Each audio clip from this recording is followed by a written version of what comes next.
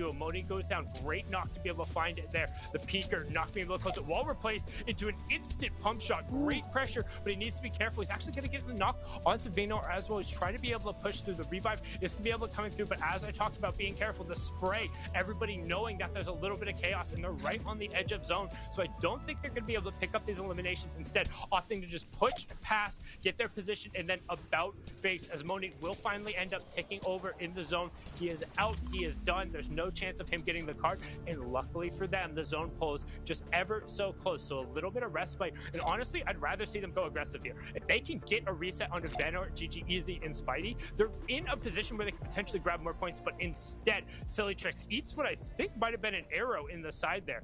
He's going to be forced to pop a mini and then just sit. You can see him just trying to hawk this other trio that they know is there.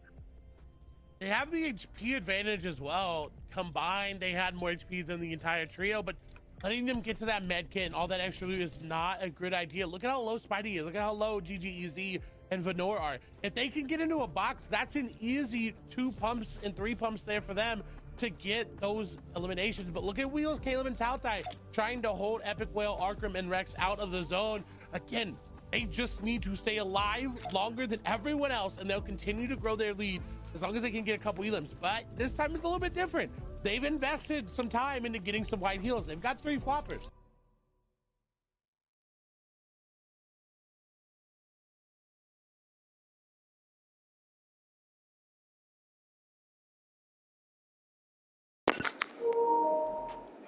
Sorry about the guy, but the penalty was ruined. I was trying to do it live, but I'm going to go back into part of video and show it live again because the guy kept pulling me back. So yeah, sorry about that.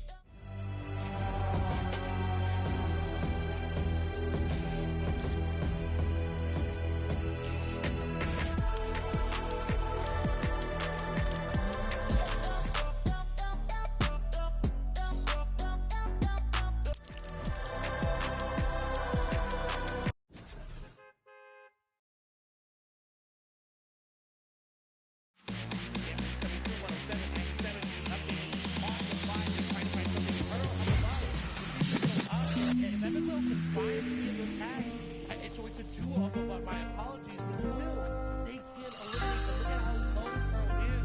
92 above, you don't need to though. Their aim, you're talking about Nicholas going down to an epic fail. That's a good amount of damage. 65 above.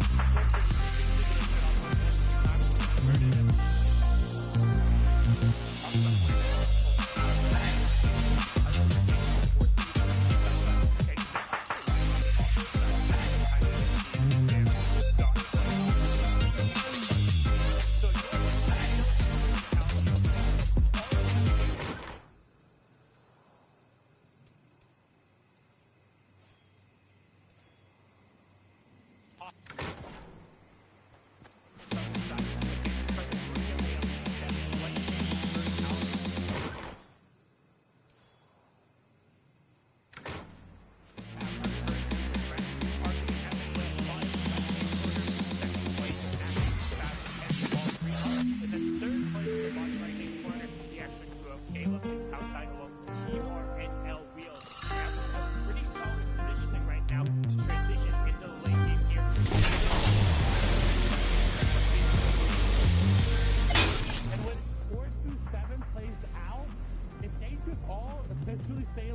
together to get into the upper echelon of placements, it is going to be so many points that they pull away. Again, they were already coming into this game 12 points away from each other. So any extra points that come through is just going to separate that. And then it's going to be a 3-horse race as Caleb, Tautai, and Wheels will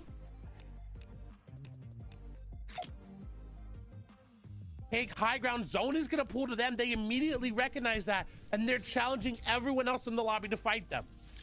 Yeah, and they went straight up. All the metal and brick invested in making sure, because they know it's pulling back over, again, that change of verticality we just talked about. So while there is some recycled mats, they aren't necessarily that viable because you have to go back towards this high ground advantage, which these guys ended up grabbing. Stormsurge not going to be a threat to them, but what is going to be a threat is Kenshi going down. He gets picked up and converted on there by Nani. Reet then going to pick up Nani in return, and you can see now wide shot. Thank you, observers, to get position on the lobby. So Caleb, Tautai, and Wheels, they're up top. Our leaders, Arkham, Rex, and Epic Whale, their left side a little bit lower on the mid ground. You can see Pearl and Hyper just trying to stay up front, but currently first and second doing their best, or first and third doing their best, with second place in utter shambles. 10 HP, a dream, and just trying to pick up whatever points he can. He gets the +3 for making it into the top 17, so he'll be happy with that, but he won't be happy about the fact that he is out of builds. He's heading through an unfriendly tarp. It's a hope, a prayer, a dream, and anything you can find, and it might be a gift, and instead it's a curse.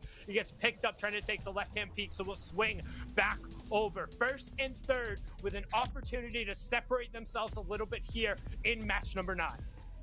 And this is what Arkham, Epic, Whale, and Rex really needed, because again, they had a really big lead coming in, I think 11 points or so coming through, and Alithi gonna take down Lewis. They're operating on low ground. We already know that. Look at them right there trying to find any sort of things. They're bottom left-hand corner of this pile. They don't have a lot of HP though. Epic Whale is finally going to be able to get some of those floppers off. They're fighting together. They're more likely going to find Vanillas, but this is uncharacteristic. Normally we expect them at that front of the zone, but they're fighting through the back. They're picking up 3 eliminations, but they've got to get in. They've got to keep fighting forward, and this is where they'll start to get eliminations, because on the flip side, Caleb, Wheels, and Tautai are finding forward. They've got more eliminations. They'll have more opportunities up there as well. But Falconer, Reet, and Chris are operating so well. The low ground, Falconer going to find a couple. Epic Whale actually going to go down there as they try to get in. Arkham and Rex now have to operate as solos. That's going to be Falconer taking him down. What a big find there. And it's going to pull back. If Epic Whale was able to stay alive for just a little bit, it would have been so good for them. They had the zone in their favor.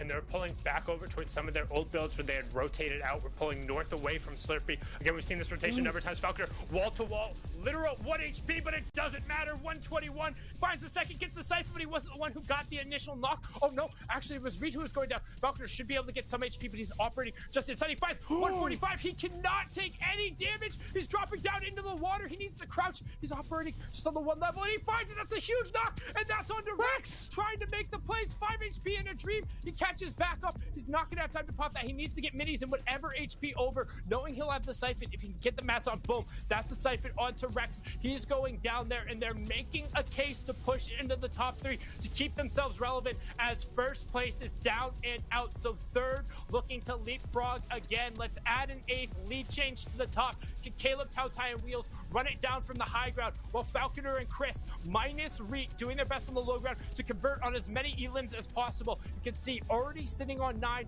trying to find more, hoping for anything. As he's just operating here, he gets closed off, has no build, straight in 108, but then he gets rocked back. The tac shotgun and the higher rate of fire that was Wale, making him pay for its sake, also says something about it. But our third place trio, uncontested from the high ground. Tautai now dropping down to try and get a little cute, pick up some elims, but it wasn't so cute. Instead, he's gonna get knocked. Smock now, everyone on the lowest ground tarp. Caleb finds 1 shot, finds 2 shot. The epic pump trying to go to work. He's gonna find it. That's the knock. No! 1v3, not good enough in the victory royale.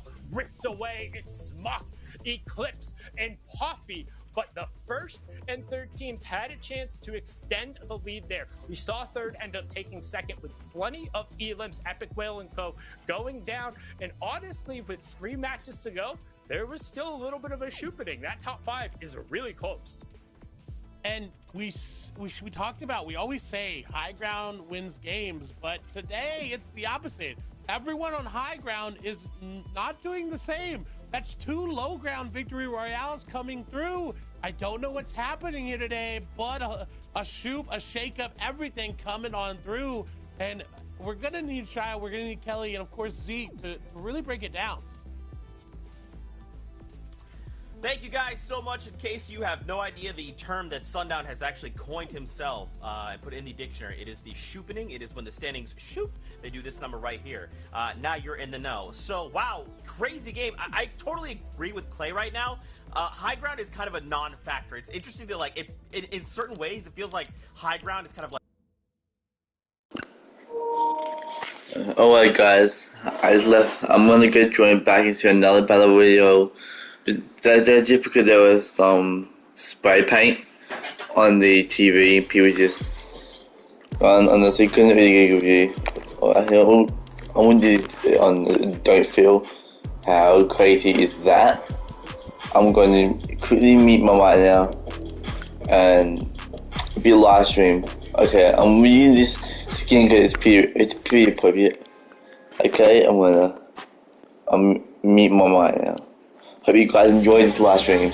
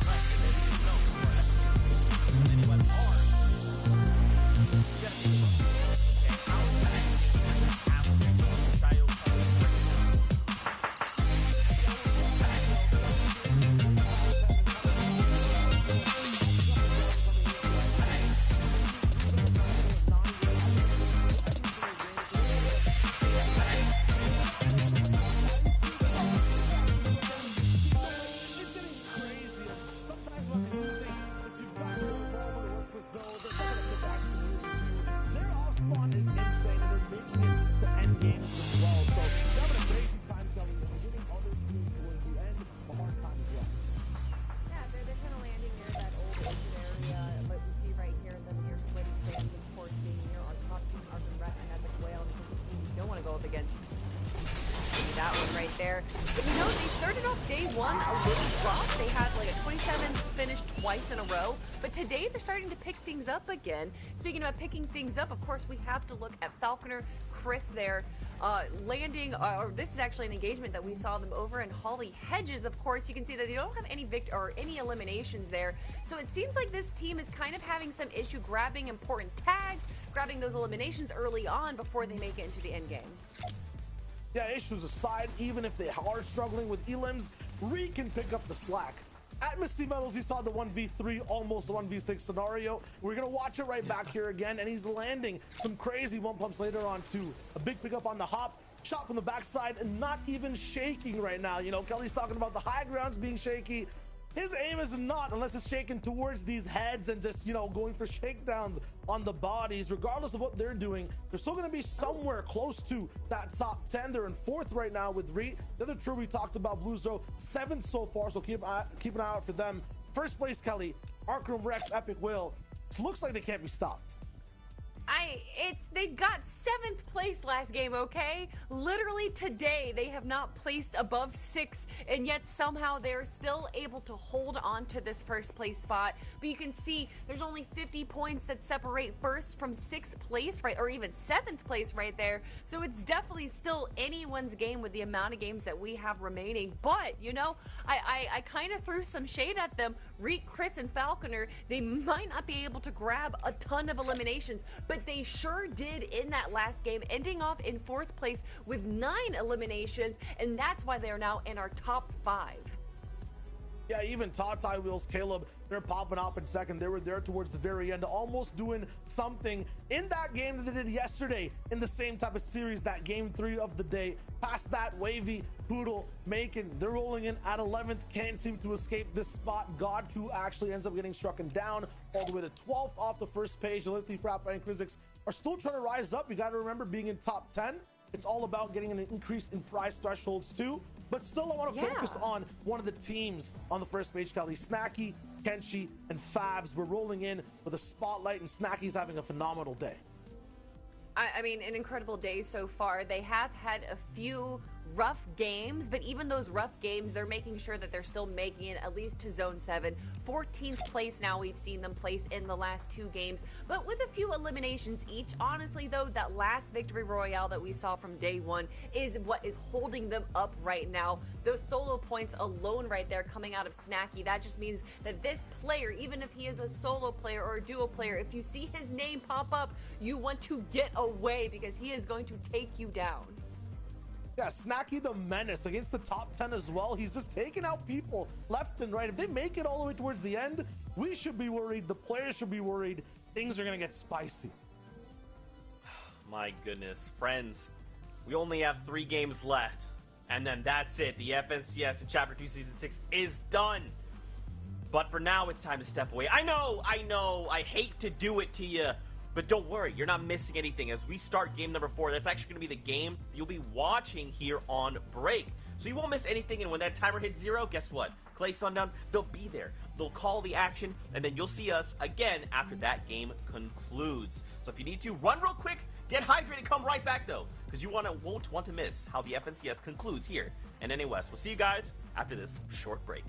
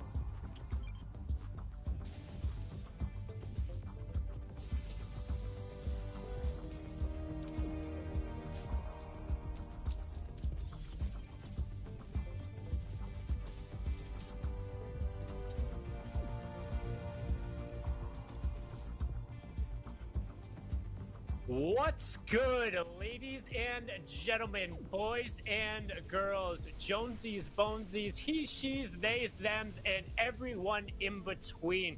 Welcome. It's Chapter 2, Season 6, FNCS, and we saved the best for last, and the question is, who's the best of the West? With 3 matches left to go, everyone's hoping to not slide off the top part of the leaderboard as Smoky, Eclipse, and Poppy just slid off the side of the mountain. They did a great climb the last match, jumping up 6 points and taking the victory royale to push them up into 8th place. My name's Sundown, joined by Clay Stelling to call all of the action as we hop in here to match number 10. And as we're hopping in, we see Fabs and Riverside in engagement in the top left. That is a really big one there. And that was a great jump up the leaderboard from Poppy, Smock, and Eclipse. Seeing if they can close this, they've got to be careful about this zone. They're able to get out, but look at how low they are. One bow to the body, followed up by an AR spray, will take them on out. We do have some heals in the inventory. We saw Slurpfish there, but don't really want to use it quite yet. A late rotation, but Camcot allows you to do that. Yeah, and when we get a chance, observers, can we get a peek at where the map is so we can kind of know where we're rotating off to? Obviously, we're pulling up towards the northwest, but talking about the fight that was going on, you can see Snacking Co. actually picking up another knock. We'll see if they're able to convert on it as Smock, Poffy, and Eclipse begin their ride through, trying to see if there's any potential bounties, the information, and boom, there we go. We're going way to the northwest. Thank you so much. You can see the bottom right-hand corner. Sweaty's in play, Coral's in play, Pleasant's in play, Stealthy and Holly are in play, but probably not for much longer. You can anticipate the zone is most likely going to pull towards Sweaty, potentially towards Boney, but we'll see that in a second. Rivers on Blizzy and Nate are actually going to be cleaned up, so I know we joined a little bit of the way through. We had the game playing on that break screen if you didn't go and pick up any water or any snacks. I know I needed to. It's been such an intense day of action, but only one team inside of the top 10 has fallen. We just saw that. That was Riverson, Blizzy, and Nate. Otherwise, 22nd, 25th, 30th, 31st, and 33rd have all gone down. So most of the trio still in contention, up on their feet. And realistically, with 3 games left to go, the clear favorites have to be our top 3.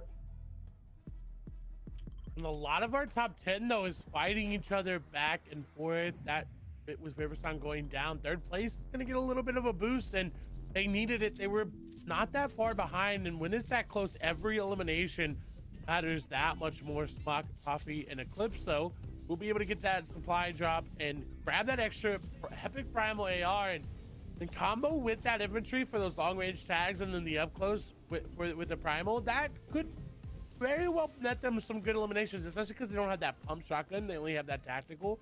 But in case you're unaware of the format, that victory round going to net you 30 points, and then each elimination going to be worth 2. Those are the big ones there. Of course, that 24th placement and that 17th placement as well. Which, once you get into that top 25 with basically 8 trios going down, it's like, hey, congratulations, you made it pretty much a quarter of the way through. We typically see that around zone 3 or so. That's worth 5 points or 1 point less than a full trio wipe. And when you get into that top 17, it's plus 3. Then each individual trio dropping after that is worth 1 more point until you're up into that top 3. Now we're going to swing over on board. We got extra Mid Daddy, aka Midi, 5G Vernie, and Assault Bakata. Try to get a rotation kind of on the southern side here. Nobody really between them and the zone, so they should have a nice little stroll here. However, they do need to be careful if one of those teams gets a beat on them, because there's not a ton of cover with most of the trees having been chopped here for easy access to wood. And even with that, we know Jaguar, Mojo, and Solution are here, so they're just going to burn the entire forest down with Fireflies. We saw them do that in their qualifiers, and you see around Weeping, initially on that little area, there's no trees. So definitely farmed and burned all the way out. They've got a rotation. Vernie almost gets tagged up there, but will dodge a little bit of that damage. And the way the zone pulls, they've got a tough road ahead. I guess sometimes you just want to watch the woods burn, and it seems to be every time just grabbing those fireflies, dropping them down there. Of course, fire doing that 15 per damage tick right now. So if you do end up stuck in it, we've already seen it play a factor today. But right now, the biggest factor is going to be that storm surge. You see the warning on the right-hand side above the map.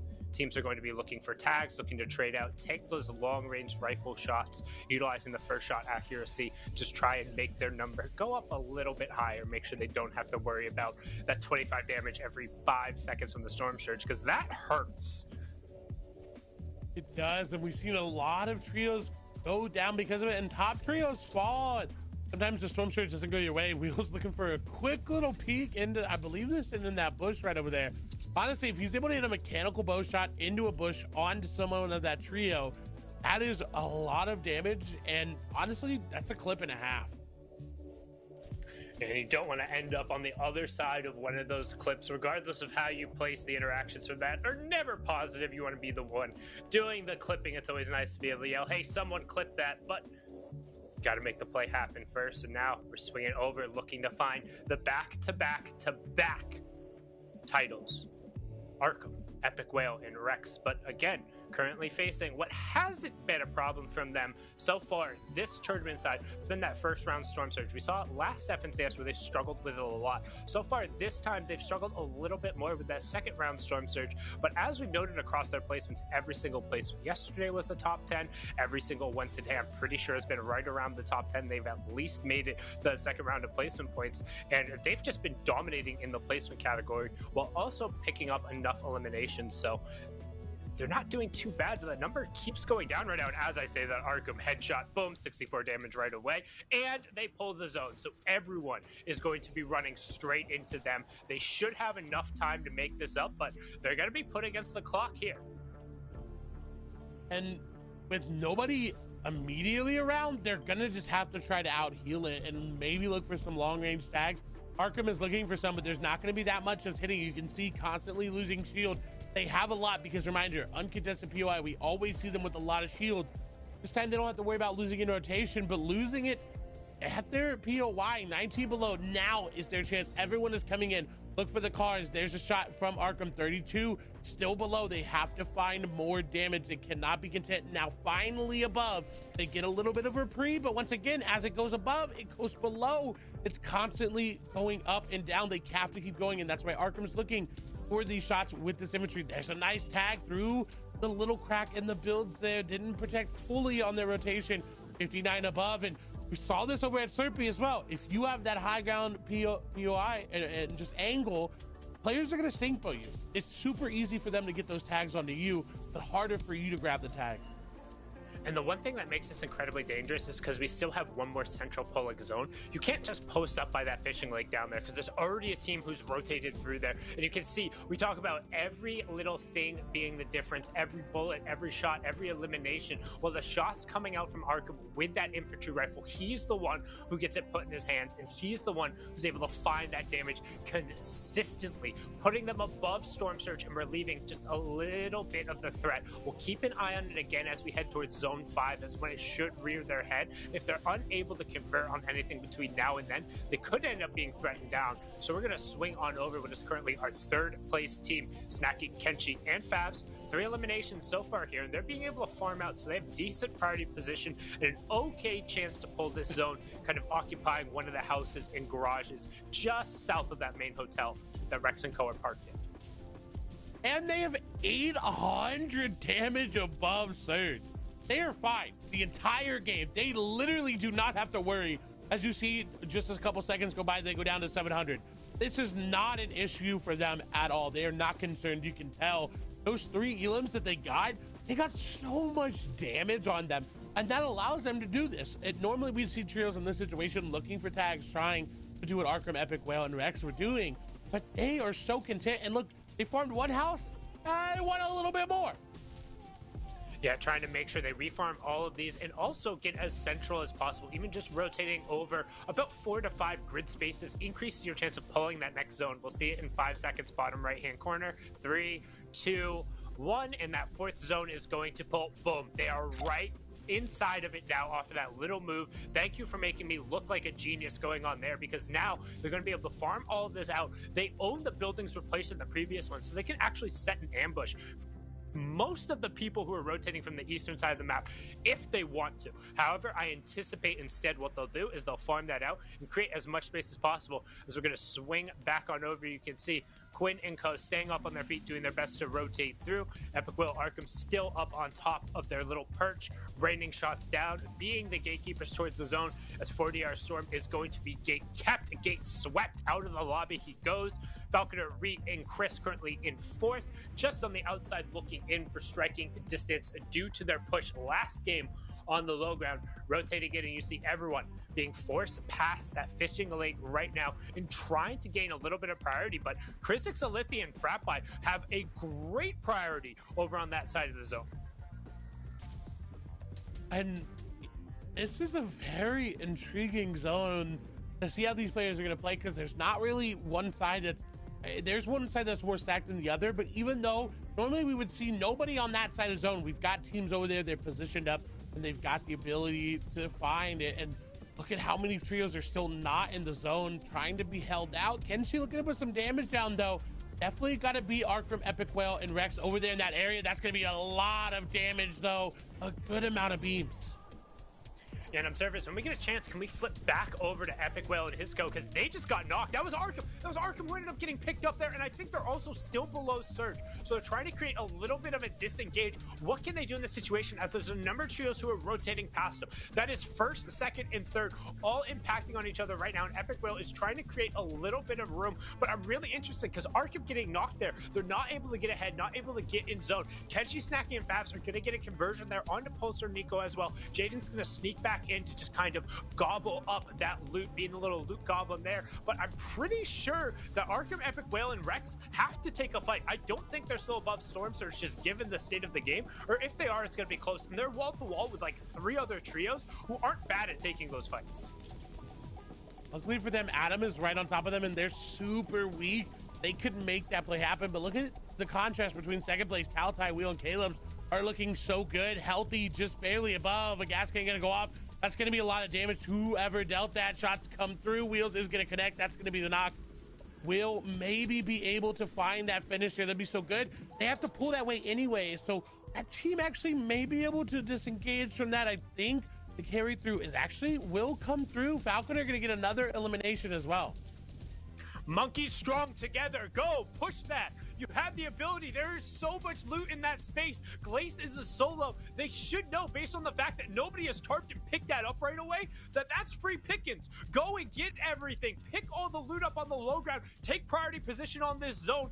Build out and then about face, as you now have an opportunity to really push forward. Storm Surge turned off. Epic Whale and Co. will check that mark off the box. No adversity here for the 5th zone one. They're in the zone as it's pulled more towards Sweaty, but wall to wall right now, this is incredibly tense as our top 3. We talked about it coming in. Epic Whale, Rex, and Arkham, 256 points. Caleb, Tautai, and Wheels, 249. Babs, Kenshi, and Snacky, 238. So the eliminations, the placement, as long as you're up on the feet, the delta closes every single time, and you can see they're trying to find some shots. Epic Whale, is he biting off more than could you know? The legendary tack shotgun just raining down, flop, flop, flop the shots from above, and he finds it. He's gonna hardwood the loot, and he's gonna pick up a legendary pump. He's saying, who wants that? There you go. Talk about free pickings. That's huge. He's also gonna get a knock onto Juicy. We talk about just staying up and staying in the game. Well, they're doing more than that as they're converting on eliminations, creating space, and stealing ground here. 7 points ahead of second coming into this game. They're looking to make that lead just a little bit bigger. Epic Whale can't even decide which shotgun that he wants to go for right now. They both provide their benefits. The attack and allow him to break those builds so quick without having to use that AR ammo. Is actually going to drop that legendary pump on over, keeping with the tactical shotgun. Look at who has the high ground, though. It is our 3rd place team, our 2nd place team in the bottom left, but 3rd place on the high ground. They want that lead back.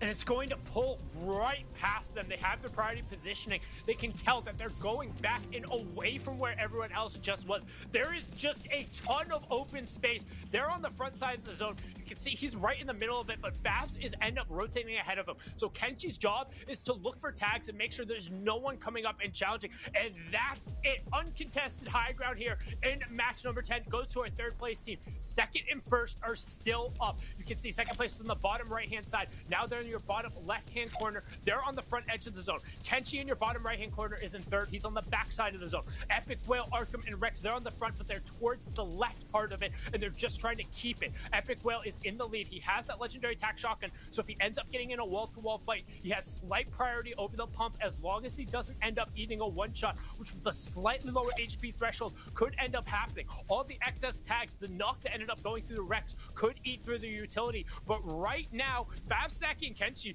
aren't being threatened at all. They have tons of builds. That's going on the bottom right. We're going to zoom in. The current leaders trying to hold on. What magic can they make happen on the low ground? We've seen this go pretty well for them today. They've got the +3 for the top 17, and they're in the cascading placement points. What more can they do? Wheels is down. Epic Whale gonna get one. Can he find another one? You said he had the priority on the wall. Will he get through? He will, but gonna go down. Frappe will fall to him. They will be able to stay alive for that elimination. Hopefully, Rex can make something happen. They gave him the epic pump. He is the one leading them with eliminations, trying to make something down. Caleb is the last one remaining for his trio there. Kenchi, Fast, and Saki looking just to try to catch on up. Rex, very little builds there. Caleb, not a lot to work with other than he's got a good amount of builds, but 3 shotgun ammo. He doesn't really have an AR. He's got that infantry rifle, not gonna really work out that well. He's got to try to hop in box to box. We saw Tricks take down Tautai. Wheels did get some eliminations before he went through. We'll see what Caleb is able to do. The edit's almost going through there for him. He's gonna try to play zone. He's gonna try to play the med kit. He has the medkit, and you can see that Arkham Rex and Epic Whale still picking up Elam's Fazico, but he's getting placement points, just staying up on his feet, and he can't really jump box to box. So what is he going to do with 3 shotgun shells and attack? You have to hit everything to get it through. Rex is up on his feet by himself, but the story is in the bottom right-hand corner, because Kenchi, Fabs, and Snacky are getting a free walk into this endgame. This should be just a free victory royale, but we've seen how the high ground has gone down. Rex gets cut down, but it's another top 5 performance on the back of a great individual effort. But speaking of a great individual effort, hello, Kenchi, 6 eliminations, just raining shots down from above. He was the one who got the finish onto Rex. We can see Caleb, though, still trying to stick it. He got a second med kit off in the backside of the zone, but he opens up the door. You gotta hear him closing it because he gets ripped apart. And finally now, high ground going to exert the control, exert the pressure, and this was what our third place team was trying to look for. Well, they say third place says what, Sundown? No. We're gonna push up, and this is actually the fourth who they're fighting off against. It's Falcon and Reet, but they have them split, trying to execute on a pincer here, but Reet just gets punished in the back of the zone. Kenchi out of builds, looking for the 11th Elam. He's gonna find the 33 tack, gonna find it again, but he gets destroyed. That's the danger of fighting tack first pump, but it doesn't matter. They change it over, and that's a 13 elimination victory royale in match number 10 from what was our third place trio, but that was 8 lead changes. I'm pretty sure we're about to see 9. I think we are as well. What a performance coming on through, and we got to give some love to Falconer because he is having such a great performance this finals, having more eliminations than any previous FNCS finals that they've made it to. And that's amazing because he's kind of been that IGL, but all of a sudden now this season he's fragging out. He's fragging out, but to kick it over to the desk to wrap up what happened in match 10, Zeke, Shio, Kelly, take it away. Thank you guys so much. Listen, there's a lot of little things, okay? Now, listen, it's much like a clock, okay? There's like a lot of tiny cogs that make the whole hands turn. That's what we're witnessing, right? A great victory royale here from Kenchi, Fabs, and company. However, Rex, listen, their trio right now, if they keep this up, they could very well be the first trio ever to not drop out of top 10. That's right. They almost have every single game at this point in top 10. They only have 2 more. Shio, is this possible? Could they do it? I mean, with the way things are looking, top 10 every single game up till this point. Even when they lose one leg in the race, this is one of the earlier games, the start of the day. The duo goes on, whether it's Rex, Epic Whale, Arkrum, or Rex Arkrum rolling in. They just perform all the way up till that top 10 threshold, till top 6 sometimes, and pop off, Kelly. But what is it that is keeping this team from breaking into that first and second place spot? They are constantly positioning themselves in low to mid ground, grabbing incredible eliminations against a bunch of teams that are surrounding them, but they're not able to convert that into that victory royale. Yeah, I feel like it's just they're not getting the most favorable half in, half out zones, but regardless of that, you can see how good they are without those zones. This is what kind of marks, a professional top tier trio. Even when things don't go your way, you turn impossible situations into placement. Before we even move on from there, this is ridiculous, by the way. Their search strategy is to stay in the POI and trust Arkrum to hit ridiculous shots. This should not be allowed. What is this? Absolutely insane. We were losing our minds while we were watching this in the green room. Shia, you in particular are like, why? Why is this happening? Why is this allowed?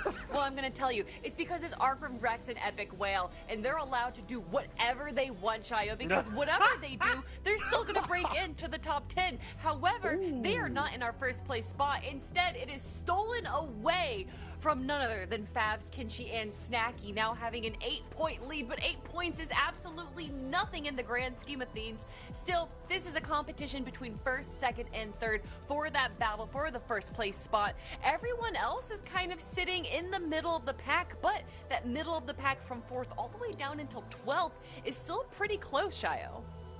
Yeah, and I just like the story between first and second. Power versus prestige. Favs, Kenshi, and Snacky rolling in 294 points. It's not a big difference in 286, but they're doing it with first place wins. If they don't get first, if they don't get second, they're not getting that many points inside the game. Meanwhile, Arkrum, Rex, Epic Will, Kelly, you're right. They can't get wins, but they're so prestigious. We just talked about how they're so consistent. They don't have the pop-off, so there's a chance for Favs to take over, but this relationship is just so sick.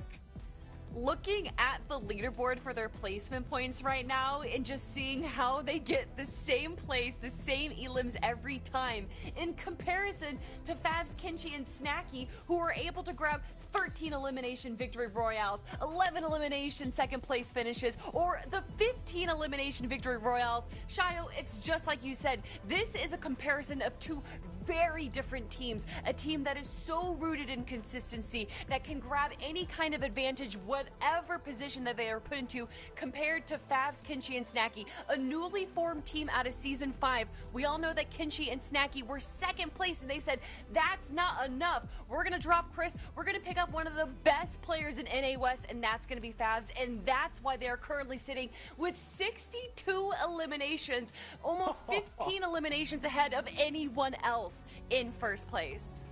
Absolutely, and there's so much more to talk about with the top 3. Still, there's a fight on the bottom side of the boards, or the top middle, I would say, of people trying to make it, grab towards the top 10, push towards that top 3. It's still very, very close. We were talking about it behind the scenes. It's basically a game of a difference still. If one of these teams end up winning, they can jump up. Riversons look very good. Letty Fratby have the potential. We're also talking about the top 2 there, Zeke and Kelly. That third place team, Caleb, Tatai, and Wheels, they're right beside them. It's kind of like a 15, 20 point difference, but they're kind of the fly on the wall. They're also getting 4th when, Snacky gets 1st. They're getting 7th while, Rex gets 10th. They're in the race as well, but they're kind of invisible while they do it. Well, that's the difference, though. When you have a consistent team like Arkrum, Rex, and Epic Whale that are able to make it to the end game every single time, or Kinchi, Snacky, and Favs' team that when they do make it to the end game, they're just grabbing double-digit eliminations. Caleb, Tatai, and Wheels kind of fall by the wayside. Even though they're still so close to them, they're not doing that consistent or crazy high elimination game. Yeah, and now the top 3 basically, they have to, they need to, because if they stay in there, the top 3 is on an island. Everyone else in the top 10 are looking to try to get a yacht ticket to come all the way over. That's kind of the story for the last 2 games. Will the top 3 stay kind of by themselves and be chilling on vacation, looking for an auto qual to the next FNCS? Or will, Moni Regulator, Baka Verni, Smock Poffy, will they come through and top it all off and get in the top 3? That's what's at stake for these last 2 games, Zeke. Man, y'all are crushing the breakdown and analysis right now. Goodness gracious. That's right. We're ready to go into the next game. They've set the stage. Sundown Clay, follow it up. The stage is set. Alright guys, sorry about that. I have to move again to another one because the game told me to. Wow. We're going to do that again. And I'm going to mute my mic now.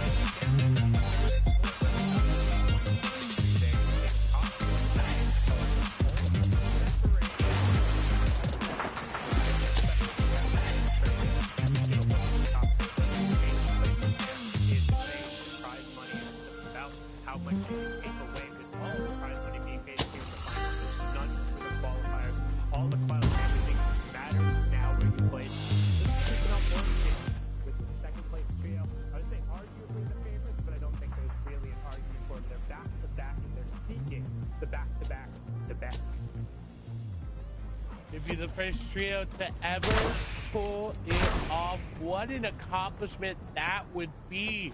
But Favs, Kenshi, and Snacky do not want to let that happen. They jumped 2 spots in that last game, and they're looking really good. Shio said it well, that they've had such great pop-off potential, and do Arkham, Epic Whale, and Rex have that? Yes, but we have not seen it today. We did not see it yesterday either.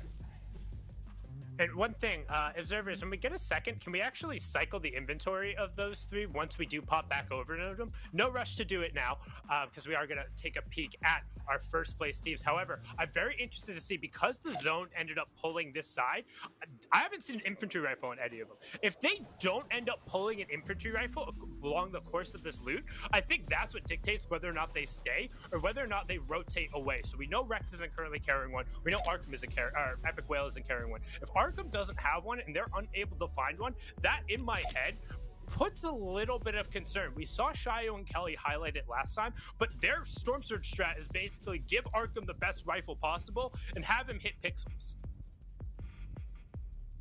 Doesn't seem like it. Maybe Arkham was able to have one, but again, even Rex doesn't have an AR in the inventory. Arkham does not have one, just the blue AR. Okay, did end up picking one up, so they is there in the inventory. Their Storm Surge strategy will continue to work, but I'm worried for them. Yeah, and you can see that he's instantly going over, checking to see if the NPC drops him anything else. Thank you. You could tell they were desperately searching for it, even dropping over the harpoon and making sure he has it. He's going to hold on to that blue mechanical rifle as well, just making sure that he has plenty of first shot accuracy. But that's just a checkbox. We talk about it all the time. What do we need to worry about when you're Energy Epic Whale, Rex, and Arkham? It's Storm Surge when the zone pulls towards you because nobody is anywhere near you. What we've seen, their initial strategy for it, get an infantry rifle and get up high. They're going to be able to do that. That's fine. It just took them a while through the that loot path, and that's why they waited so long to actually start executing on the high ground, because you can't begin that part of the strategy until you get the infantry rifle. Otherwise, they pile into a car and they start driving around looking for other tags. Snacky, Kenshi, and Favs, they have been splitting this area, and they've kind of got the same idea. Get up high, look for as many tags as you can, and Got a lot of fishing spots. They can make proper plays if they pull the right fish. There's some shield fish coming on through. And once again, not a lot of trios fighting. Only 2 full trios have gone down. 7 players, for that matter, have fallen in total. Another stacked game. We've only got a couple left. And if now's your chance to make a play to submit your lead, this is the game to do it. You really want to submit it that game before. If you do it in the last game, it's going to be a lot harder. You're going to have that pressure of that lead being so close. So for Kenshi, Snacky, and Fabs, this game for them means so much more because they're in the lead. And we saw it over in East in particular. This is when your composure, your tournament management, your decision making comes down to it. It looked like Edgy sent it in commandment, had it locked up. They had all the stats on their side. They had won every single tournament when they had been leading going into the final game. They try and take an aggressive push. They don't know there's two trios hanging out there who had actually swapped out, and they get picked off and put into a shambles position early on. These trios want to avoid that as much as possible. Just keep making the end game. That has been the strategy for all of them. While they have had some high... Okay, I just have to leave again because they're throwing like objects at the TV, the screen. Again, they just ruined it. I'm gonna be on. If you want to try again.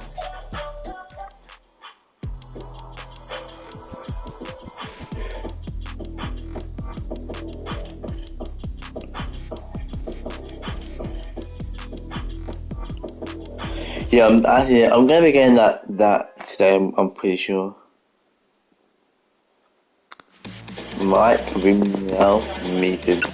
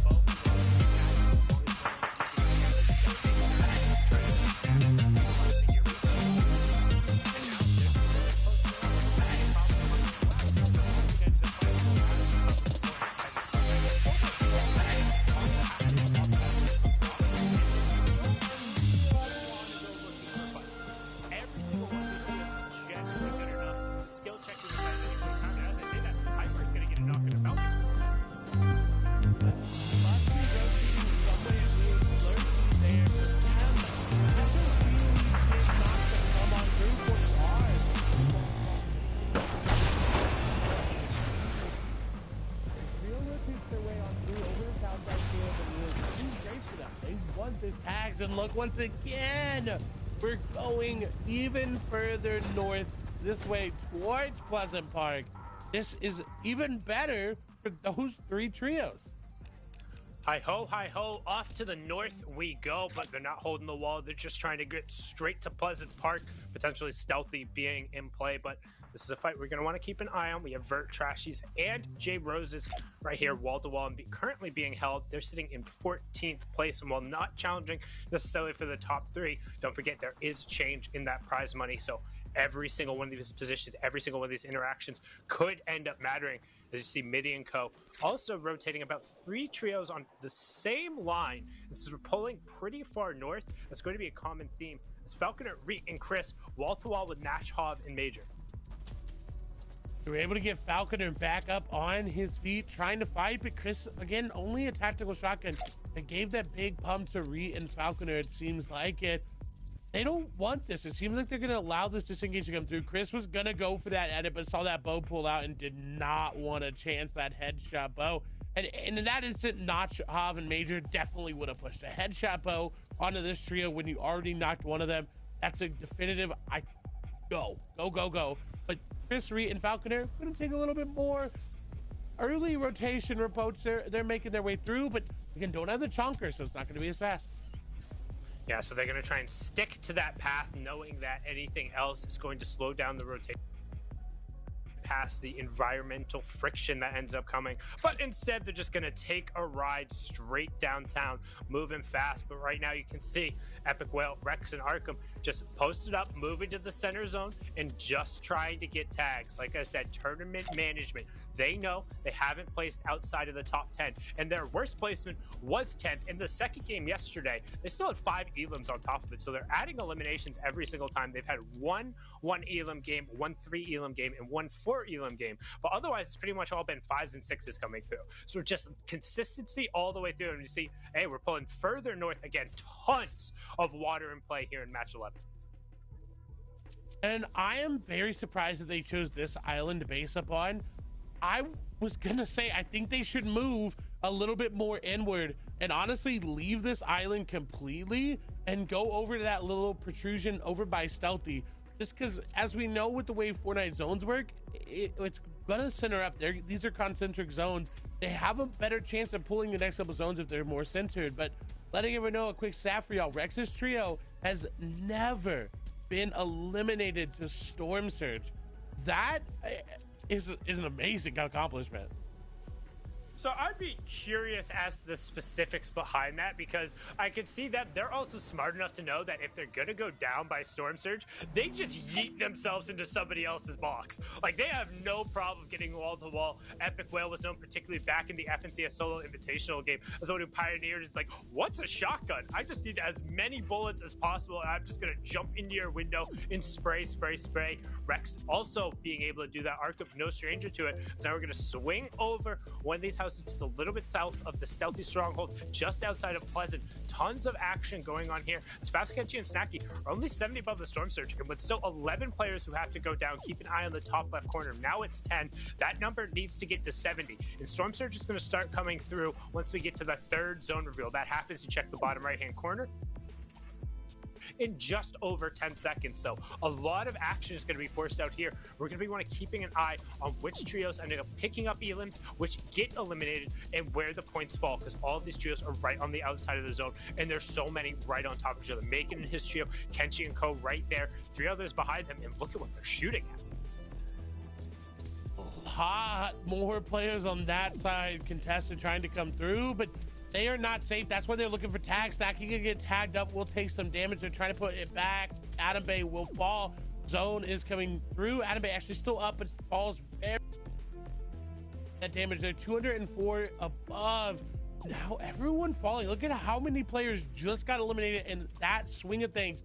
We see that I think it was like 10, 11 players that just ended up going down. Reed was getting eliminations. Falconer is actually going to fall down as well. And again, they are in 4th place, so they have a little bit of chance to get up into 2nd, into 3rd, but they really need to put a great game together. And just taking a look at Kenshi's inventory, honestly, having an open spot going in to these games, it may not be the best. They're not in shambles yet, but unless they find some extra loot, looking at Kenshi, looking at Snacky, not having an extra big pot as well, this is not the best game for them.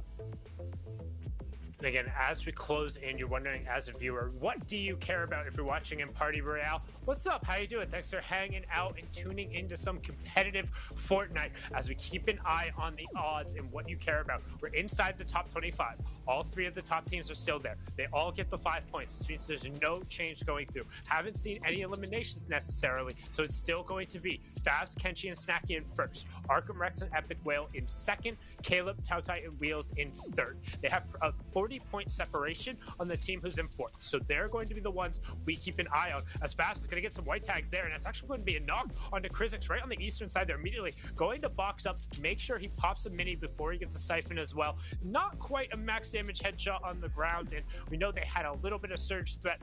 Doesn't necessarily seem like they're too worried about it, and they're going to continue trying to find the sparsely populated side of the zone, also kind of known as the dead side rotation, moving towards here just because there's nobody on this side. And they were on that far side kind of kerfuffle, and oh, Clay, that was so good.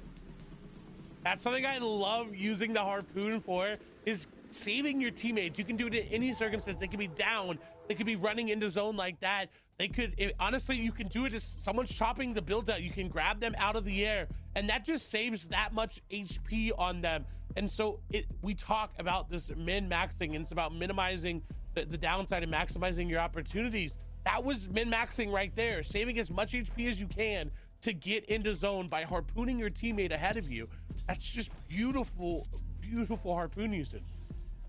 And one of the things to note too is, well, they had a bunch of medkits, so why does it matter? One, you want to save the medkits for the end game to just extend the amount of time when every single point ends up mattering. But additionally too, you don't want to be separated. If somebody ends up then taking shots at you, they count the 1, 2, 3 and they go, it's tough. And oh, look at this zone. There's a slight peninsula that is already occupied, but everyone else, hey, you want waterfront property? Ooh. I'm selling it to you right now outside Coral Castle. Rex, Arkham, Epic Whale, they're straight dolphining right for the side. They're hoping to just create a little bit of LOS from everyone else behind them. But you can see this is tournament management. It's get to the zone, it's box up, and it's turn around, because there is just a sliver of the map that isn't covered by blue and covered by water. They want to get there ahead of time. Now they are one of 3 trios that are in safety, and they're going to be able to now about face and just harass everyone. This zone is going to be chaos. You hear that infantry rifle from Arkham going off. You just hear the little dot, dot, dot, dot in the background. Rex and Epic Whale getting involved with their ARs, trying to find tags because they don't want to go down. They don't want to have to hop into boxes and look for that dire play, because it's not the way they want to play this game. I can tell you right now, they want this win. They haven't gotten that yet. They want to get and solidify that. But Fabs, Kenshi, and Saki are playing so phenomenally well right now. They are rotating, and look at that. Look at whoever that is, all the way up the top, rotating all the way around the backside of the island just to get into the water. Look at Fab, Snacky, and Kenshi. They're going to come over the top of this island. Will be held out a little bit, but should be able to get on in. And look at everyone swimming, trying to make their way in. And that's a prime example of what I was just talking about. The teams who are going around to the northern side are looking to find that less densely populated side of the zone, the one where players aren't going to be. And by going that far wide, you're avoiding the obvious path. However, when a number of players do that and that gets popularized, sometimes there ends up being more players over there. In NA West, that is very rarely the case, hence why you see pretty much everyone is posted up on the one high ground that's there. And let's keep an eye, because you see Fabs, Snacky, and Kenshi came around the north side. They got the priority area of the zone. Rex, Epic Whale, and Arkham, I disagree with you, Clay. I don't think they care at all about getting the victory round at the end of these matches. That hasn't been their game plan. Their game plan has been hang on for as many possible placement points as we can every single match, and that's it. It's get to the center of the zone, stay there. Get to the front of the zone, stay there. Stay up on your feet. They aren't looking for those big statement wins. They just want to stay up, knowing that every single time gives them more opportunities, as Caleb takes down Snacky and some extra on extra crime. But those are the teams in second and third on top of each other, and it looks like Snacky might have ate a bow headshot from the out. You really can't afford to let that happen in this circumstance. There's no storm surge threatening. You don't need to peek. You're the one in first place. You don't have to play catch up. Keep your head tucked in your box, son. That was unfortunate, and look at where they are. They're getting chopped down because of it. All of a sudden, they're going to lose the high ground. Who's going to take it there? Caleb may be the one to do it. Look at how little HP they lost, though, because they're investing a lot of mats, but they didn't get punished at all. Yes, they maybe took a little bit of damage, but look, 77 build, still looking really good. We get the POV of first, second, and third all coming through. Second on the bottom left, third on the bottom right. That was an amazing bow, but chop, they didn't really have to use a lot of mats, and so everything is still going in their favor. I don't think they have any more medkits, which we've seen this team use repeatedly to just extend their time in the game when they don't end up pulling the zones or they end up on people down. We talk about finding eliminations, needing picks, and closing the gap. Epic Whale, the leader, the player from NRG, finds a knock, finds the conversion, and then Rex follows it up with the harpoon to yoink that player back in. They're going to get all the mats. They're going to find it. They're going to get all the utility from that, making sure they team fire it, get the... not sure what happened there. Got bumped forward a little bit. Maybe some Newtonian physics going on, equal opposite and all that stuff. But the only reaction we care about is what happens when this zone pulls. Where is it going? And we're going back towards stealthy. So away from the water, which feels good for some of these players. But the dip to them back to the high ground is going to make this rotation so hard. Faz, Kenshi, and Snacky have so much control here, but because they're going over an empty space where everyone just secretly rotated, they're going to be forced to burn so many hard mats early on. That's what they're doing now. You can see Tautai, Caleb, or Epic, Whale, and Arkham & Co. We see them, boom, right there, bottom left corner of the screen, behind the zone for where they are right now. So, first place, high ground, front of the zone. Third place, front of the zone in the priority position, probably a little bit off of the low ground. And then you have Epic, Whale, and Co. just one tart beneath them, rotating on the backside of zone right now. Very atypical for them, but they know they can't end up just rushing forward. See what happens here. They are going to find a tart, though. Rex has got that pump shotgun out, and I am worried. I like the layer change coming on through. Rex is going to take a lot of damage, though. Is going to get pressure from multiple sides. In the box with his teammate, though, will have time to pop the minis, can get back into the side. 40R is going to go down. They are above Surge. It's not going to matter at all. 4 players just need to go down. Look at the Tarp. Rex is able to find it. Arkham takes a lot of damage as well. Clockstick will go down to Caleb. That's going to be a nice elimination there for them. The zone continuing to pull, but yet they're making this rotation. Caleb takes a lot of damage there. 30 HP trying to get back to his teammate. It was an uncomfortable rotation, but they were able to make it. They are here. Rex is trying to find any sort of loot on the backside, though, is going to harpoon some. The shots are going to go through. Fast is going to go down. All of a sudden, they had high ground, but everyone's challenging them for it. And we thought it was going to be uncontested. They fall. Kenshi and Snacky trying to make something happen. No builds remaining. That was it. They had nothing. Kenshi is going to find something, but it's not going to be a siphon. Maybe barely, and shots come through. He gets another elimination, but they're down his own. That's first place out. And look, all of a sudden, who has the high ground? I said they wanted the win. And with first place out, this could be where they catapult up the leaderboards. And you can see there that going down outside of the top 10, first place, leaving the room. We talked about it. They are inevitable. They will get to their destination at the end. I said they didn't care about winning the game. All they want is as many points as possible. Well, they can still definitely win the game from the high ground. You see Pearl trying to do his best as a solo there. Nope, now he's a solo as Hyper gets taken out. Dylan trying to fight on the low ground, but hip to hip. Tautai, Caleb in wheels. Tautai, though, gets obliterated. No build, so they're just in the scrum, in the chaos. Huge shot from Caleb, but a huge shot right back will take him down. Wheels is the only one there, and it's Epic Whale dropping down. They're getting all the elims, all the placement points, the victory royale. Rack it up, because it doesn't matter. You can run, you can hide, but at the end of the day, when you look up at the top of the hill, it's NRG Epic Whale, 100 Thieves Rex, and 100 Thieves Arkham. Match 11, Victory Royale, and everyone else is playing catch up going into our final game. That is not what you want to play. That is the same exact spot they got their Victory Royale in last season during their FNCS Finals show, and they do it again. And you know they're going to have the lead going into this final game. It's just a question of how big that lead is and can they stay alive. We definitely need Shio, Kelly, and Zeke to break it down. Clay, I was literally saying that. As soon as we saw that, I was like, wait, this is familiar. Oh my gosh, this is where, this was literally the thing that Clay hyped up. This was the start of the shall I wager? Everything is now perfectly balanced as it should be. A Rex Arkham Epic Whale win. We're back in prestigious classic NA West. It's what I love to see. And Kelly, the way they did it was so smart, well thought out. They thought about it from the 5th zone on what to do. It was insane.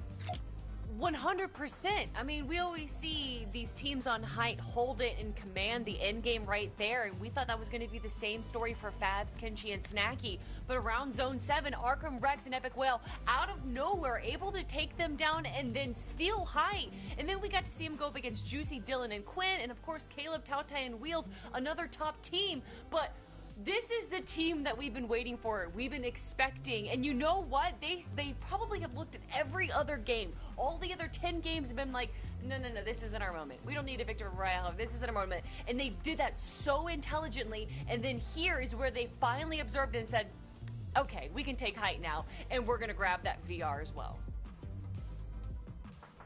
I vibe with that so much. Absolutely insane. Guys, we only have one game left. So you know what? I'm just going to sit back. I'm going to let Shy Wager and Kelly take over. Friends, the ship is yours. Let's walk down through memory lane and look at all the VRs of the day. That one was insane, but started off midi with the patience. Kelly went over it, clinched out game number 1, and did it with such patient style.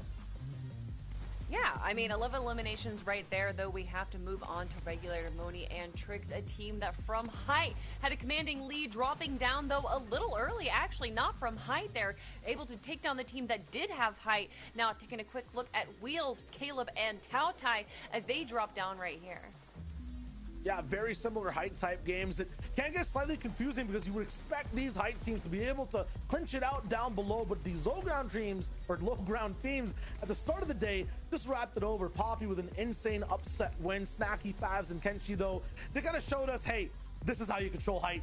This is how you wrap up a game.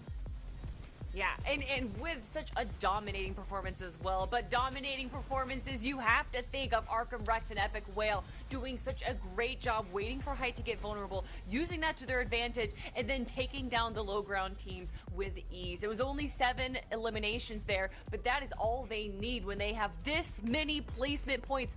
230 placement points. Now they are 12 points ahead of the rest of the competition, but Fabs, Kenshi, and Snacky, as well as Caleb, Tao Tai, and Wheels are still within contention.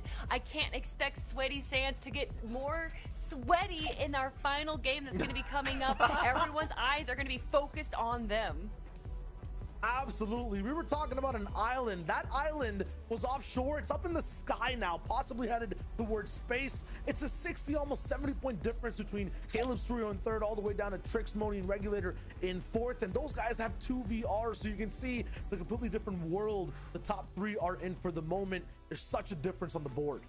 Dude, I can't understand how Arkham Rex and Epic Whale, they have already played 11 games and their average placement is 5th.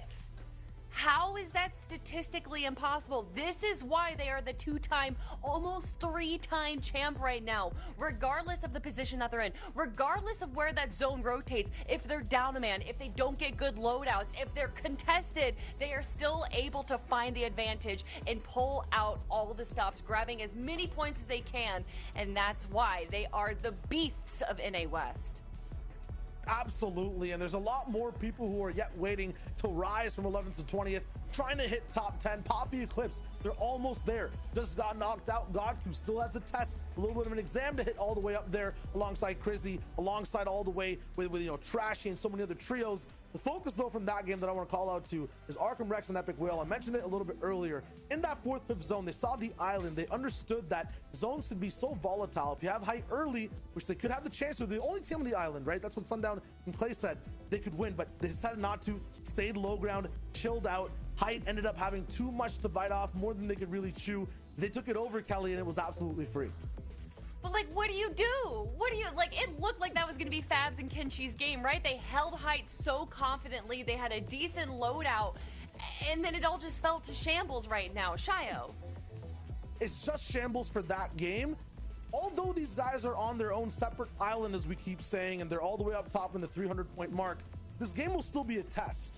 If any of them go down early, if they don't make, the top 10, maybe the top 20 inside the end game, a lot of these teams from like 4th to 10th, they're very close by. If they win the game at double-digit elims, there's a chance they take over 3rd. I if you're saying no, Kelly, it's a difficult chance. I don't know. No, I'm serious. You say if they go They've down been early. consistent the whole day. I'm saying if one of them messes up off spawn, if there's a 30th place team looking to get aggro and interrupt Sweaty Sands, we know it's uncontested. There definitely is a chance things could shake up. I feel like the 3 are set in stone, but they just have to make it off spawn. There's still a little bit of a chance. Game 10, we literally saw Arkham Rex and Epic Whale do this weird no rotation into zone in Storm Surge below, and they still were able to grab a top 10 finish. There is nothing that can take this team down. You can literally put them in the worst position possible, and they're still able to make it into our final game. They can stay in top 3. I'm not arguing that. But for the win, it's still a test. There's a chance, 15-point gap, 2nd and 3rd. This game will be fire. It'll be so interesting. Friends, it doesn't get any closer than this. We have 3 teams literally fighting over that number 1 spot. You have to be following along with the story. Watch that elimination feed. If you see any of these top 3 go down at any moment, that could spell the end of their run. Could Rex's trio be the back-to-back, 3-time?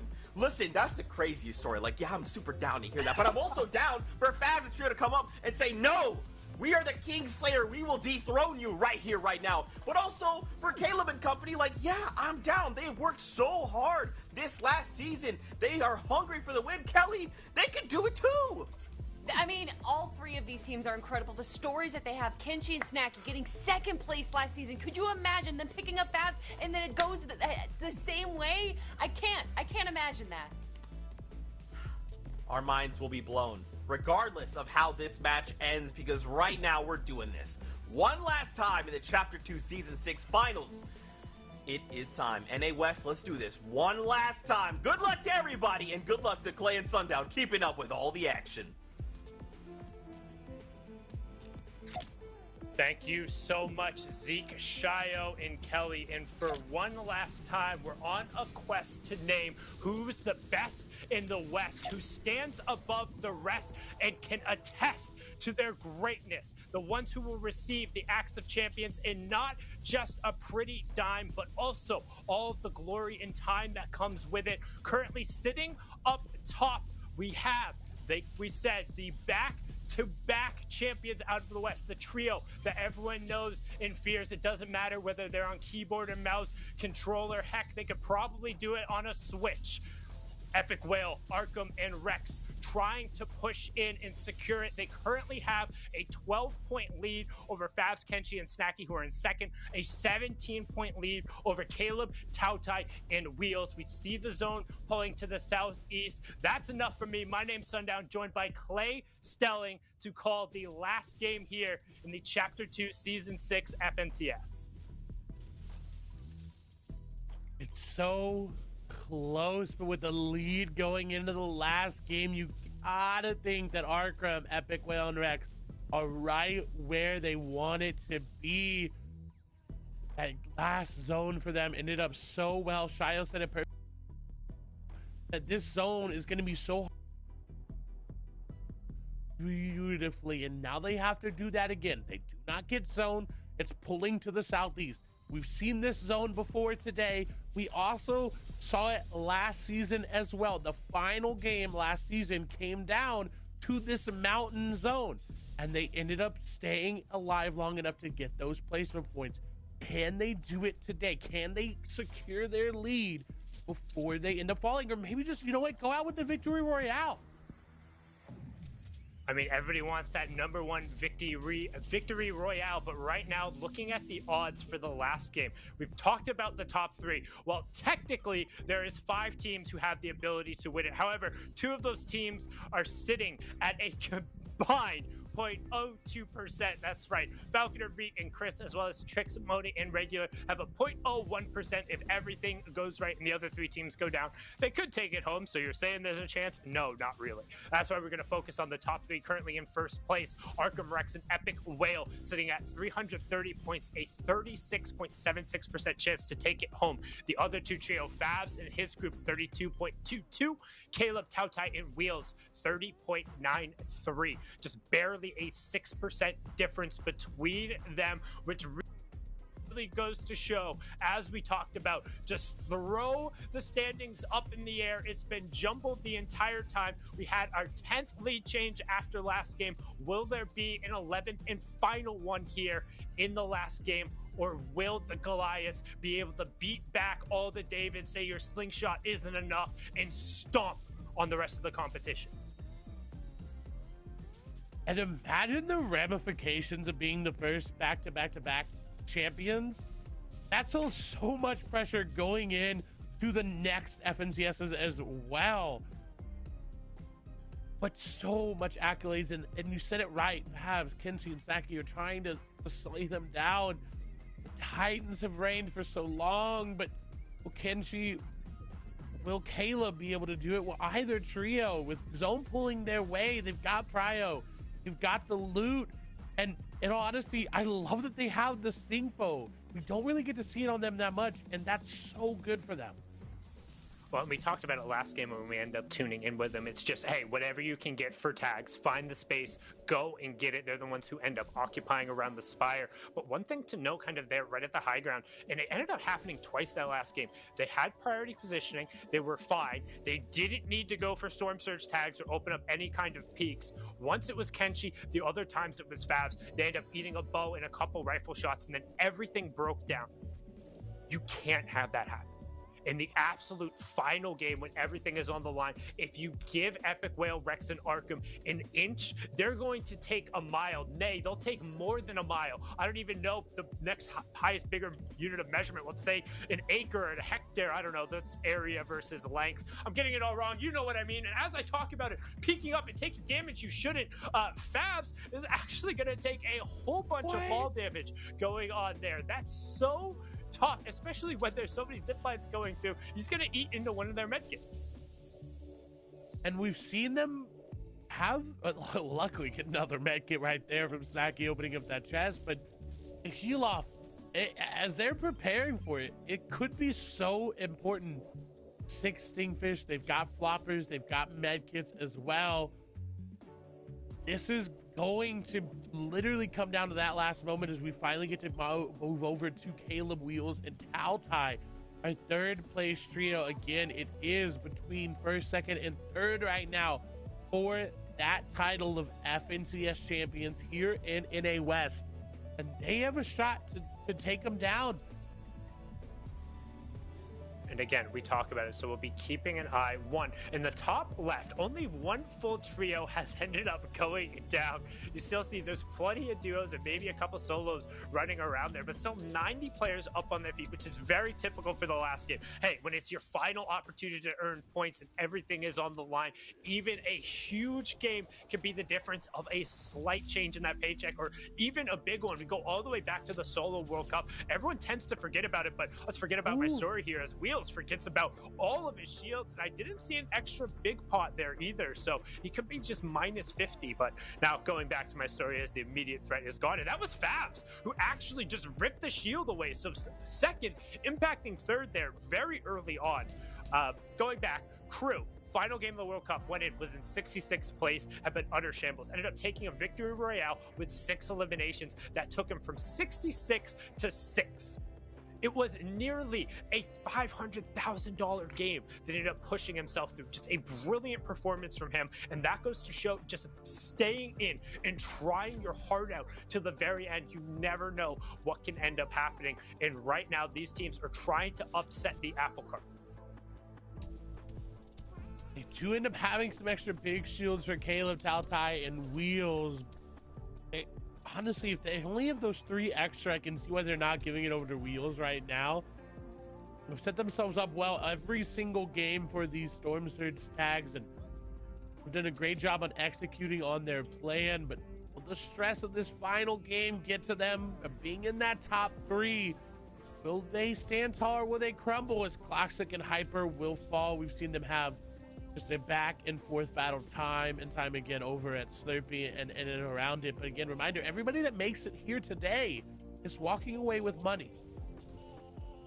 Yeah, you're getting paid. You made the finals. You're in that top percentile of players for your region. So again, regardless of the performance, you have to take your hats off. That is a great accomplishment, being able to make it there, to get the experience to play against these players, some of which are among the best of the best. I think you'd be remiss to not include Epic Whale automatically in that conversation. I think at this point, Rex and Arkham, given both their solo and duo accomplishments, can be included. As you see, the typical chonkers drive by rotation. They're going straight up on top of the hill, and they're actually going to grab a power position right on the outside of Misty, knowing that a lot of the teams from the southern side of the map aren't going to take a north rotation here because of the lake. So thank you, observers. You guys are so good at your jobs. Look at that bottom right hand corner. You can see where everyone's posted up, and there are those little kind of orangiest pink triangles that are just to the right of Misty Meadows over there, and there's going to be 3 or 4 teams who are forced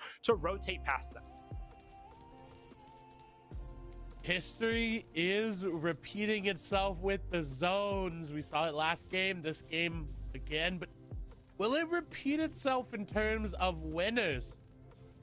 We'll find out it's gonna be very, very close. I think this is one of the closest ones we've had coming in to NA West. It like you said, it literally is a toss-up. And observers, one more request. I know I've been really pushy today, but you guys have just been given so much awesome stuff.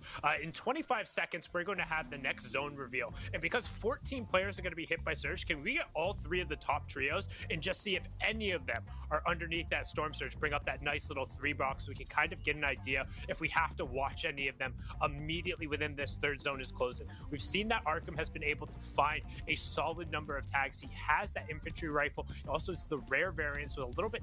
Look at that, just the headshots raining through. I don't think they're going to have to worry about that Storm Surge threshold, as a Wavy Jacob is going to get cleaned up and confirmed by Smock there. We can see the zone is pulling over towards the mountains. Boom. So we know 139. Observe, you guys, thank you so much. Just so good. So boom, Snacky & Co. above, Arkham & Co. above, Tautai, Caleb, and Wheels are only 16 above. So that's the trio we're going to want to keep an eye on, as that number could be going back and forth. The other 2 should be fine. Don't anticipate them being pressured by it. But what ends up happening now with Tautai, Caleb, and Wheels, as boom, 6 below, they have 90 seconds to make that number go back above. There's not a lot of option for them to do it as well. They can find these tags long range, but this is what we've talked about this entire season.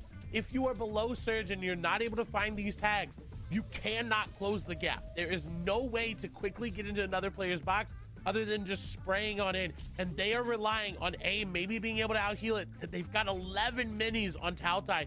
They've got 3 bigs. They're looking for tags. They are getting it 9 above, but they are not safe at all. And if they use these shields right now, going into this mid game, they're just going to be in shambles then. And there's no one near them. The one team who is near them is blocked by line of sight and has the high ground advantage of them. But as I say that, are they just getting a gift? MSE and Zello are trying to come straight over. MSE and Zello are below Storm Surge, I think, in a duo trying to make a push on here. They're getting the opportunity, and honestly, Zello got traded back out. They should be fine with that. I think we were able to hit him with a solid bow shot. Otherwise, it was back-to-back headshots, pushing him off there, and a little bit of a gift. Yeah, now they're well above there. And I think that was MSD and Zello who just got forced out. Now, keeping an eye, these are our top 3 trios, and all the numbers are good. 613 in the bottom left, 622 in the bottom right, 216, only 3 trios will have to be a push. But one thing to note, Babs & Co., they picked up an Elam on the outside. They're going to close that gap a little bit by 2 points. So one thing to note, just while we keep an eye, what was the gap between them right now? It was 14 points coming into it. It is now 12. Every single one of those placement thresholds are going to be null as long as everyone stays up on their feet. So with 3 more trios going down, each one of them will receive the 5 points. But Snacky & Co., they should have heard that shield being broken. They were close enough. Spaz is giving them a call. They're saying, hey, we might be able to go for it, as we see the zone is pulling further to the southeast, and it wouldn't be NA West without a finish on top of a mountain. The map saying, hey, I want to play too, as Snacky & Co. are going to hear those players get finished. They will get 1 elimination onto Caesar, courtesy of Storm Surge, but they'll also get all of the utility and mats from that. Falconer will pick up an Elam, but they played that so well. They got tagged up really low. Snacky was very, very weak. The Sting Foe almost came through, and they just disengaged, and they waited it out. But look who centers zone. Right now, our first place trio is set up. They're over-farming metal as well. They're on the intermediate area in between those 2 mountains, so they can go either way. This is looking so good. They're 700 damage above as well.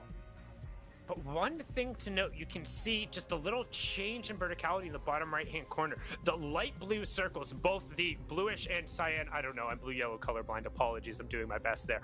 They have high ground priority on that. So they're only going to be able to shoot in one direction. However, as you noted, they don't have to peek out. They don't have to take any advantage. That's why they're over-farming the metal. So anytime one of these codes ends up getting sprayed, they're able to just replace it. And honestly, if I'm them, don't even edit peek. Because as you see, when they end up going to the top. Why competitive players do that, you're able to see through the cones and get a little bit more information. However, anytime you edit something, it lowers the HP of that build. In this circumstance, you don't need eliminations. Nobody is just tearing up the elimination feed. You have your lead. Let that full metal be built, peek through a wall, peek through something else, but don't let somebody rain shots down on you from above, when if they do 1, 2, 3 spray one of these cones, you could potentially have somebody get knocked out. Wheels right up to the left of them. Snacky, Kenshi, and Favs are able to squeeze their way on in. And they're going to have a harder time rotating through other than Wheels outside Caleb, Arkham, Epicwell, and Rest. If this pulls anywhere northeast or this pulls southwest, Kenshi and company really have to get creative. They have a legendary pump on Snacky. Snacky, in every single game we have spectated him, has hit huge pumps, has hit headshots of max damage. So they know you got to give it to him. He is leading with so many eliminations. He's got to have it.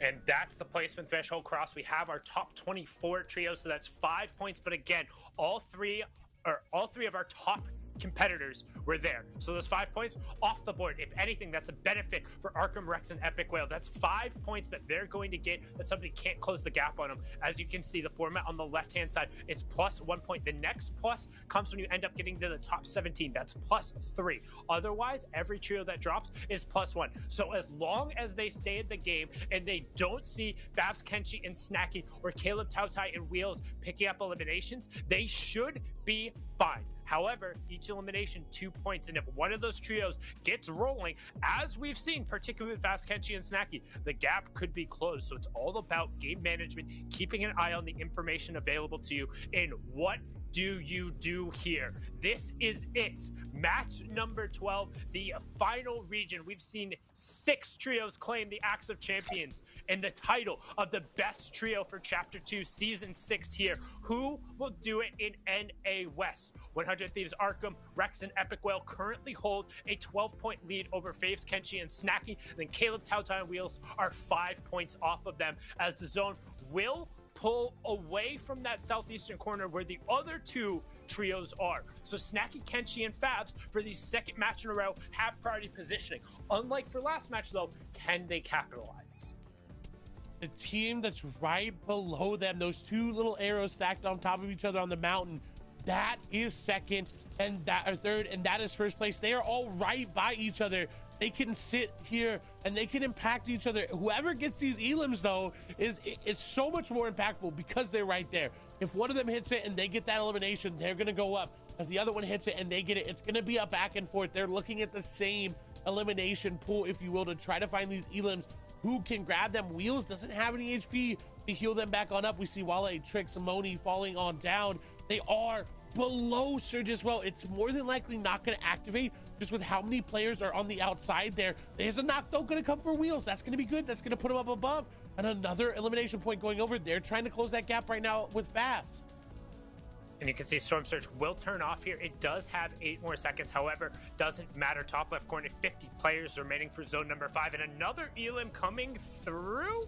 No, that was the one he had. No, it was the second one coming through for Wheels. That was the full conversion on that same trio. So trying to close that gap a little bit. You can see Snacky go box to box. Fabs gets taken down, but they get the room immediately up on the shoulders. He says, hop on my back, brother, because I'm going to try and take you to the promised land. Resets the wall, gets the revive, has plenty of minis, but that's a max distant zone pull. We are going all the way to the east. It's going to be so tough. Spidey, GG Easy, and Venom are going to be immediately on the backside of the target. You see Kenshi trying to create a little bit of room, knowing that they're there, knowing they'll have to come through. Fast is going to take his time, hit the med kit, make sure he hits the minis, and now they're going to begin the rotation. However, they need to know that this is going to be tough. If they take a straight line, they're clear, but if they go up and to the right, that's another trio, and they don't want to go that way. If they go down, this is the wrong move. They need to go to the left here right now. If they go to the right, they're going into the mob where everyone else is, but instead, they're going to go up, they're going to level change, and they find a different level. They're straight up to the peak. They're going to be able to double down,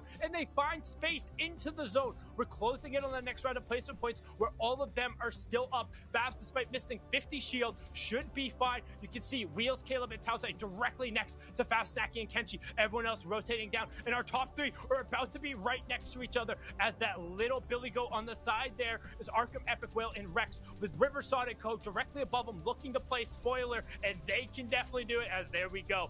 We have bottom left-hand corner is first place, bottom right is second place, at the top is third.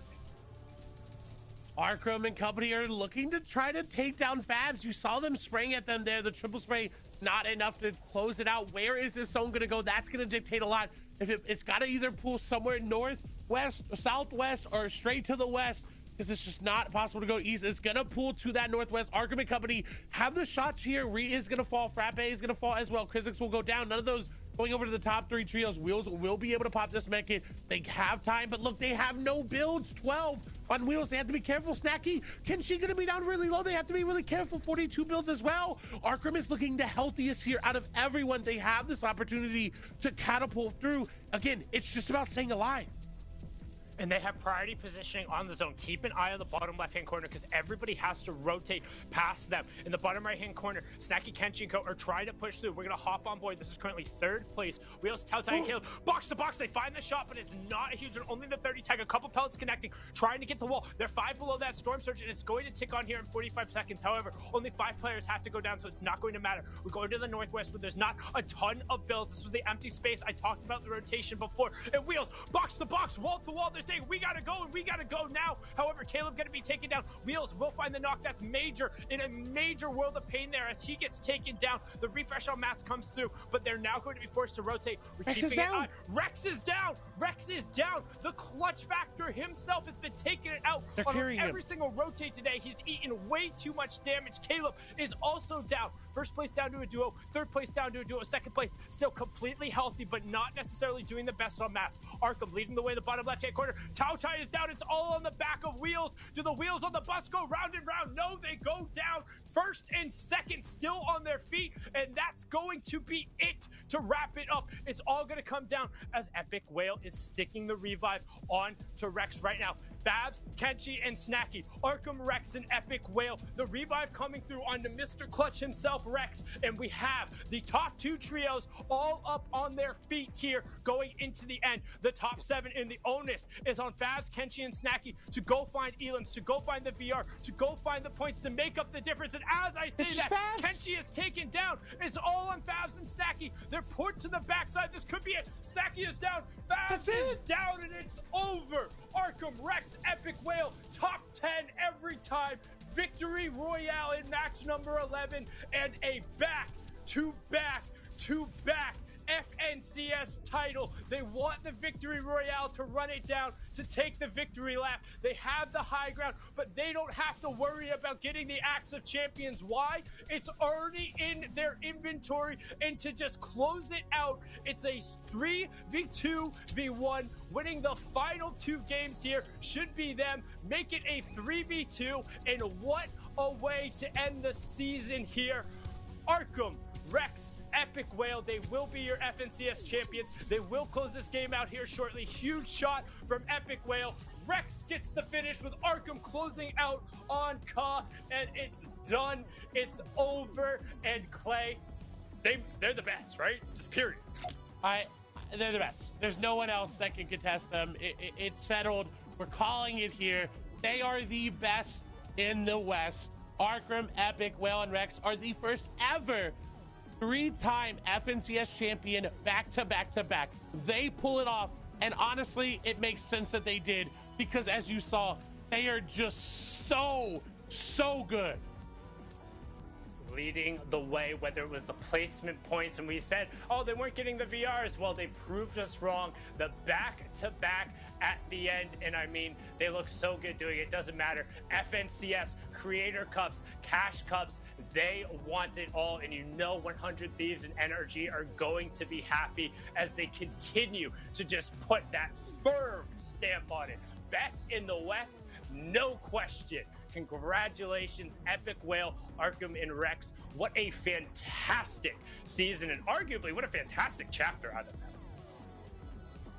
absolutely dominant performance, but that's going to be it for myself and Sundown here. It has been a pleasure to bring all of the games to y'all, and so we've got to throw it back to Shio, Kelly, and Zeke to just really revel in it.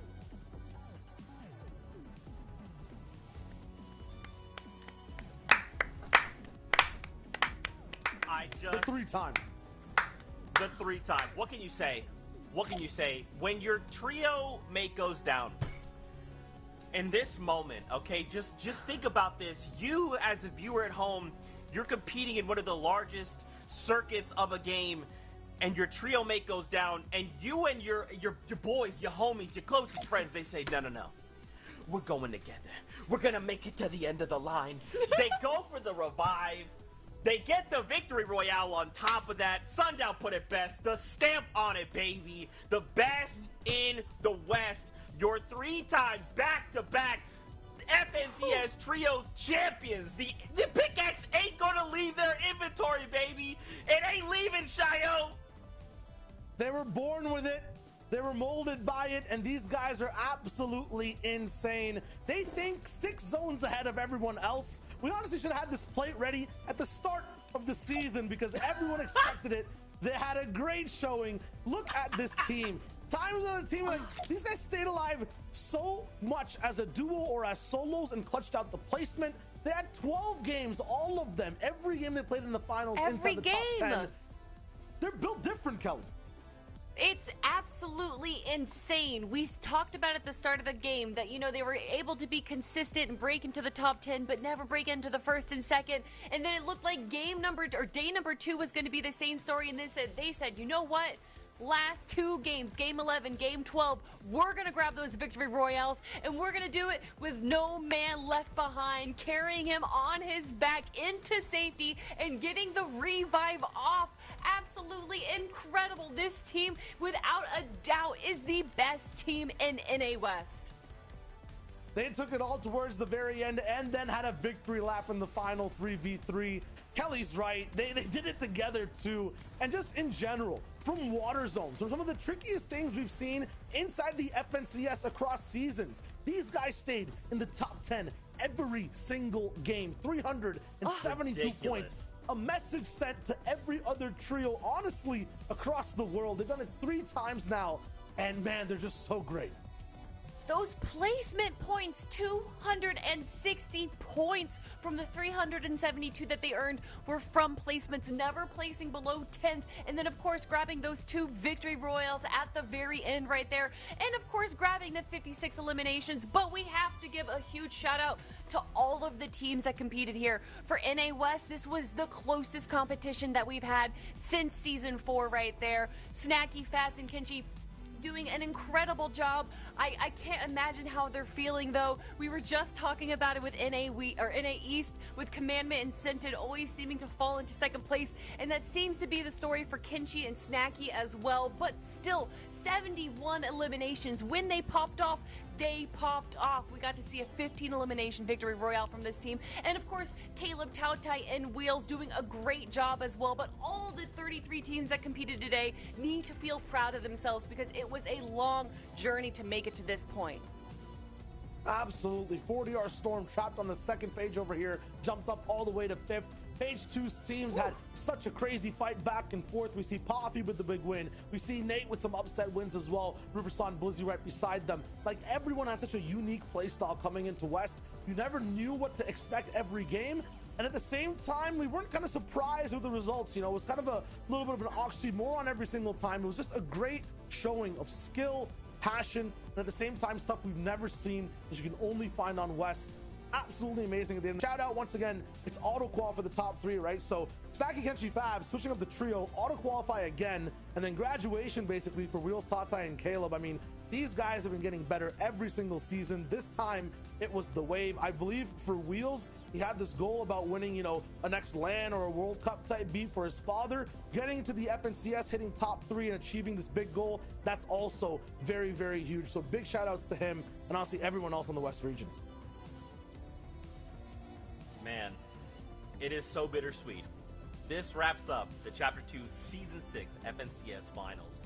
It has been a pleasure hanging out with all of you guys, getting to do this in Party Royale, hanging out with our best friends. Please, if you could do me a favor, find these two, find Clay and Sundown, shoot them a follow, okay? And wherever they are on social media, just give them a follow. They are incredible, and without them, this is not possible. Fortnite fam, we love you guys so much, and once again, congratulations to all the trio champions in Chapter 2, Season 6.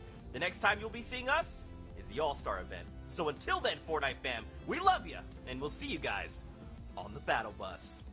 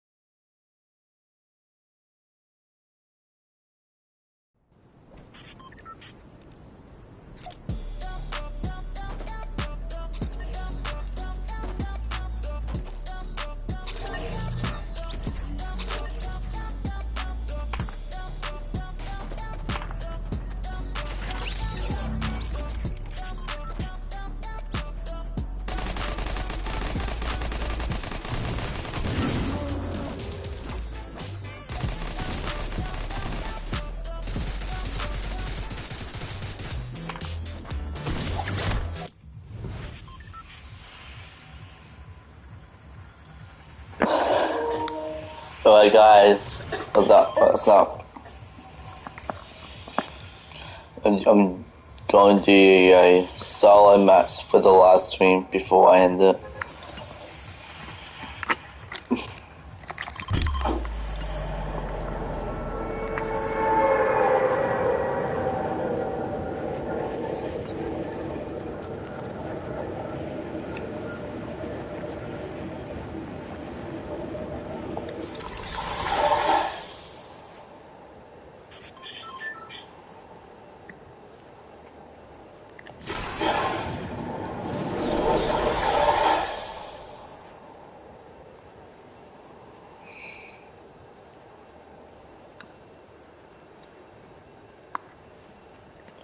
Oh, come on.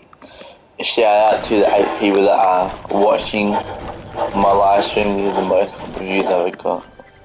Goodness. Thank you. Okay. I was gonna say thank you. At least still 6 are still not. Going to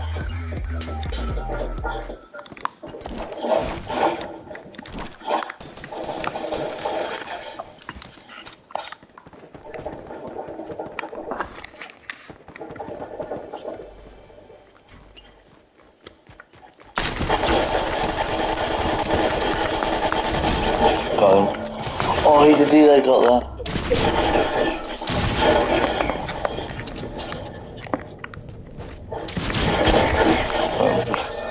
Oh, he could have got me, guys. He could have got me, but yeah, he had the advantage. I did not know where he was.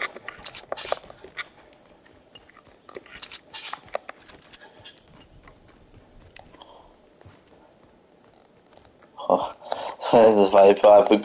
I forgot to change the wrap. Oh, good. That's not good. Good. Never mind.